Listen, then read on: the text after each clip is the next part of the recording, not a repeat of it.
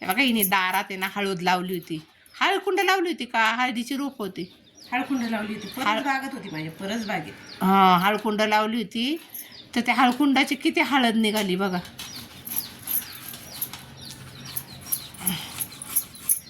हे बघा ही हळद. अजून 2 गमिले आहेत ना, अजून 2 गमिले अशीच हळद किती तोडी लावली होती. त्याची ही हळकुंड बघा कशी ओरली छान आल्याच्या गड्ड्यासारखी हळद आहे. आणि त्याचं तिने काय केलेलं आता ती हळद स्वच्छ धुतली आणि काय काय केली प्रोसेस ग? ती कुदळीने हां मोडली, आल्यासारखं गड्ड होतं ते. हां मग भिजत ठेवली, धुतली आणि मग आता ती उकडून खिसायला घेतली. आणि ती शिजून घेतली आधी आणि मग आता खिसायची. हां खिसून मग गिरणीवर दळायची. आणि मग हळद त्याची पावडर ओरिजिनल हळद ओरिजिनल हळद. बघा किती पिवळी बिना पिवळी पिवळी chemical. बिना केमिकल विदाऊट पिवळी पिवळी एकदम हळद आहे.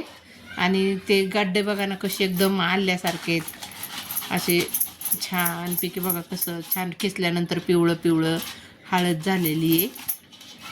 आणि छानपैकी असं ते शिजवल्यामुळे खिसाय पण शिजवली ती आणि शिजवल्यामुळे ती खिसायला पण छान जाते. खूप थोडी हळकुंडा लावली होती त्यांनी, त्याचे 3 गमिले हळद निघाले ना.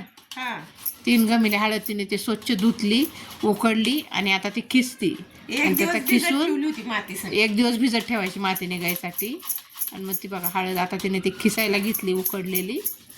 आणि आता ती हळद खिसून वाळवणार आणि दळणार. प्युअर ओरिजिनल घरगुती हळद आपली पावडर तयार विदाऊट केमिकल. इथले का तुम्ही पण हळकुंड लावा, हळद तयार करा. आणि कसा वाटला व्हिडिओ हा कमेंट करून सांगा.